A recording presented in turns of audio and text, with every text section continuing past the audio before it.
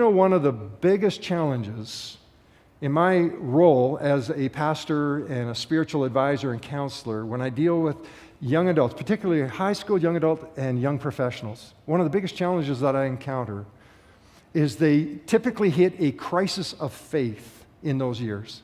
And everybody immediately goes, well, how did the church let them down? Where did we go wrong? What do we need to do? But more often than not, it's not always the case, but more often than not, what I discover in my conversations is the struggle comes from, it erupts out of a single source of the disparity between what they witnessed in the home and what they were told to do as children who are part of the family. Let me go a little further. The families come together, participate in expressions of worship and church life, and we all look good when we come on Sundays, right? Okay, good, thank you. Everybody else is not me. No, I just kind of sloughed in here. No, we look really good when we come together on Sundays. And they go, and we're on our best behavior when we come to church on Sunday. And that's tough for some of you, admit it, right? But they go, when we leave the church, if you knew how my parents lived at home, I don't see our home life reflective of what we say we believe when we hit the church world. And there's this contradictory gap that they're struggling to understand, and they go, if it couldn't change my family, how's it going to change my life? How's it going to make a difference? Now, some of you are getting a little worried. You're saying, Doug, are we supposed to be perfect? No.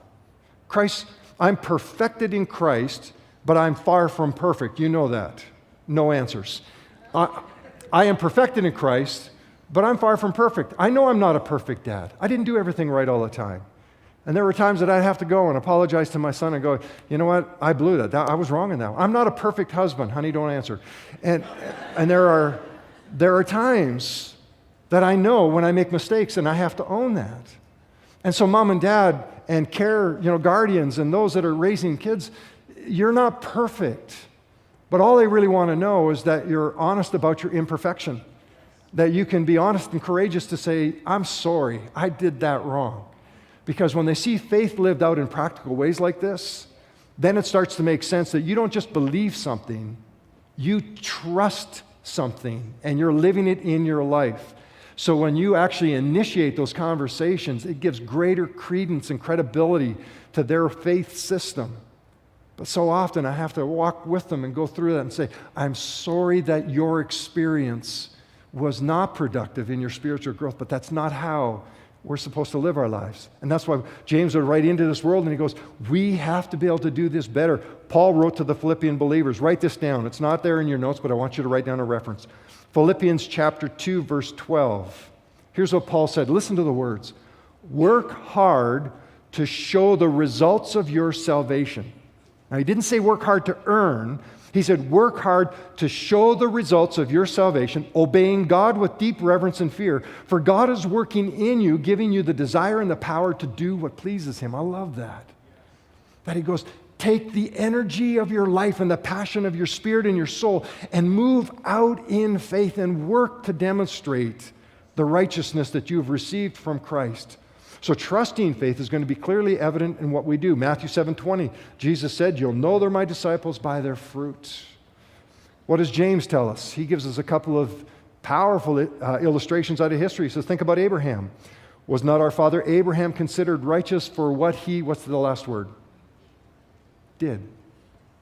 Was he not considered righteous for what he did? Yeah, he listened to the voice of God. Yes, he went to a distant land.